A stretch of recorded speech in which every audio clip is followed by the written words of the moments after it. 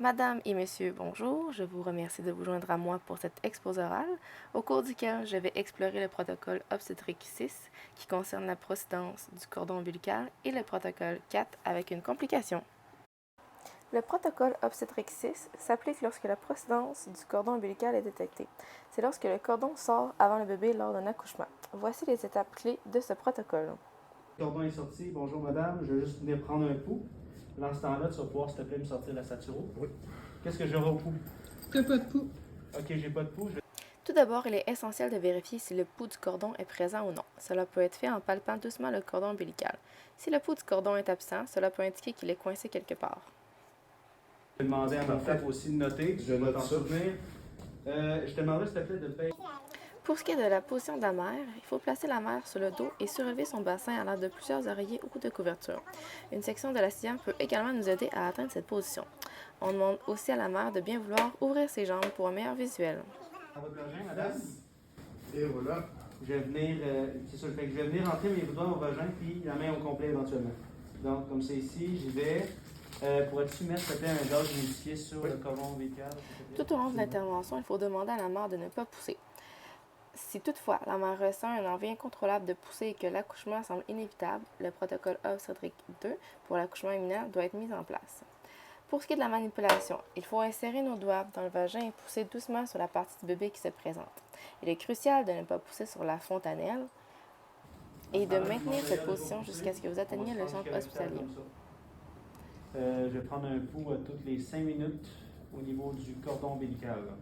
Parfait, merci beaucoup. Comme ceci. Et voilà. En conclusion, dans le protocole obstétrique 6, les paramédics doivent être équipés de lunettes, de gants, de masques et de jaquettes pour se protéger et garantir la sécurité de la mère et du bébé. C'est madame! Passons maintenant à l'explication du protocole obstétrique 4 qui concerne l'appréciation et les soins au nouveau-né. Dans cette situation, des complications peuvent survenir lors de la naissance, nécessitant une évaluation et une intervention immédiate. Permettez-moi de vous présenter un exemple concret. Imaginez-vous que nous avons une situation où la dame est en train d'accoucher et le nouveau-né est rapidement mis entre les jambes pour recevoir les soins nécessaires. Le pouls du nouveau-né fluctue à 70. Au niveau du méconium, j'ai besoin de la poire, puis il faut pouvoir me couper le cordon, s'il te plaît.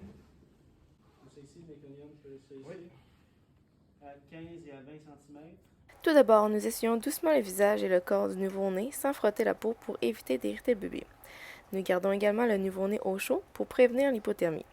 2 pinces ombilicales sont posées sur le cordon ombilical selon le protocole obstétrique 4. Le bébé il pleure maintenant. Parfait, fait que le bébé il pleure, fait des cris. Je vais avoir besoin des électrodes, s'il te plaît. Oui, parfait. Le bébé pleure et semble bien respirer, ce qui est un signe positif. Dans ce cas, les voies aériennes du nouveau-né pouvaient être obstruées par la présence de méconium. Les voies aériennes devaient donc être dégagées. Un monitorage est posé sur le nouveau-né pour évaluer le pouls. Si la fréquence cardiaque affichée est en dessous de 100 battements par minute, conformément au protocole obstétrique 2, le nouveau-né doit être immédiatement ventilé avec de l'oxygène. 70, parfait, donne-moi le ballon, s'il te plaît. Oui, c'est ça. Remarquez là. Ici. Merci. Donc, je ventile aux 1 à 2 secondes, 40 à 60 ventilations minutes. La respiration du nouveau-né doit être évaluée toutes les 30 secondes. Dans le cas où la fréquence cardiaque augmente, comme dans notre exemple où elle était à 70, la ventilation doit se poursuivre jusqu'à ce que la fréquence cardiaque dépasse 100 battements par minute.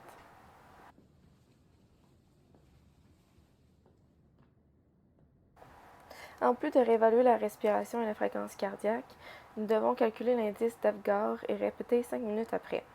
Dans notre situation, le bébé n'était pas prématuré, donc l'étape de l'envelopper dans un sac de plastique n'est pas nécessaire. 30 secondes, parfait. Qu'est-ce qui s'affiche au moniteur maintenant? 80. 80, parfait, on y retourne.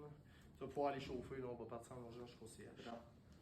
En conclusion, le protocole obstétrique 4 concerne les soins au nouveau-né dans des situations délicates telles que des variations de pouls. La rapidité d'action et l'application correcte des étapes de ce protocole sont cruciales pour assurer la santé et la sécurité du nouveau-né. Je vous remercie pour votre attention.